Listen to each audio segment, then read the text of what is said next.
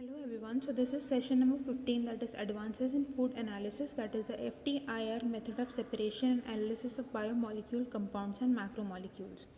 So in this we'll be seeing about the theory of the analysis, that is of water controls and affects in large extent structure and functions of biological molecules. This unique molecule has an essential role in the evaluation of living systems and its functions are manifold. At macromolecular level, very small water amount or small aggregates are fundamental both in the determination and maintenance of the biologically active structure of proteins, nucleotides, carbohydrates, and other biopolymers.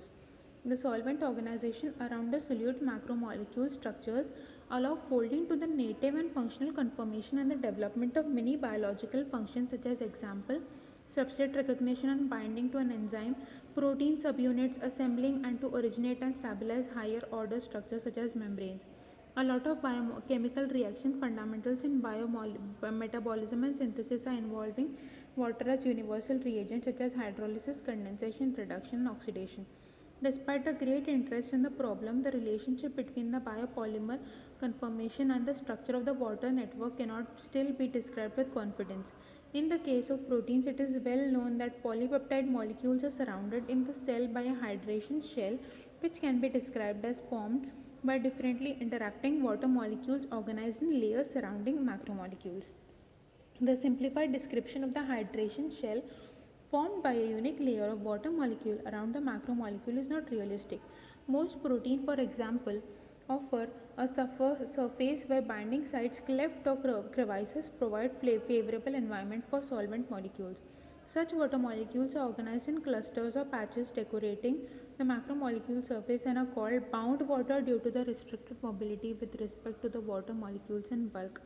Orientation changes may be related to structural or conformational differences among macromolecules. The bond strength variety of bound water affect mobility, reorientation, vibrational properties. Infrared spectroscopy of water. Water has a strong absorbance in the infrared.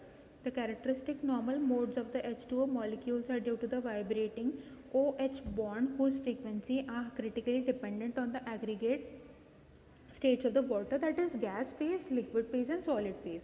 In the medium infrared wave number, the region, that is MIR, the isolated water molecule has three main normal modes of vibration. The symmetric and asymmetric OH stretching vibrations have band maximum and the bending mode has a band center.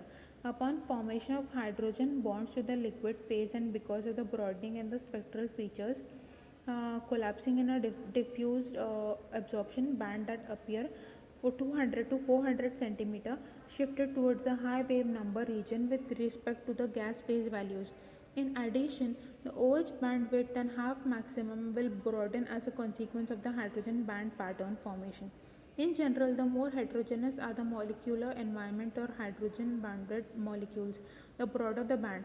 For this reason, the liquid water is broader than that found of I spectrum, reflecting the vibration of the more selected hydrogen bond energies. The bending mode shift towards high wave number region as a consequence of formation of hydrogen bonds. OH stretching band. The infrared OH stretching band has been widely studied for investigate the properties of water structured around biomolecules. The first pioneering work concerning the study of the hydration water of globular proteins was performed at Buona Tempo, Carreri, and Fesella by analyzing the different infrared band near 3300 cm inverse in the spectrum of lysozyme and bovine serum albumin before and after dehydration under various conditions. The study evidenced the presence of water molecule differently mutually interacting and with the protein surface being possible to distinguish a contribution due to liquid water and a component corresponding to the so-called tightly bound water molecule. In the following years, thanks to the implementation of the interferometric spectrophotometer instead of the diverse one, measurements were performed with a much better sensitivity and reliability. Pure water cannot be fitted by a single Gaussian line but can be deconvoluted into components usually assigned to different sets of molecules. Following a certain limit theorem such as following a central limit theorem stating that distribution of the sum of the large number of independent identically distributed variables will be approximately normal. Regardless of the underlying distribution, the components number could be enormously large. However, the structural constraints settled on the basis of the number and the strength of the hydrogen bond in different arrangements avoid effects of the fitting. If the gas chromatographic conditions are the same, a given compound will always exit from the column at nearly the same resistance time.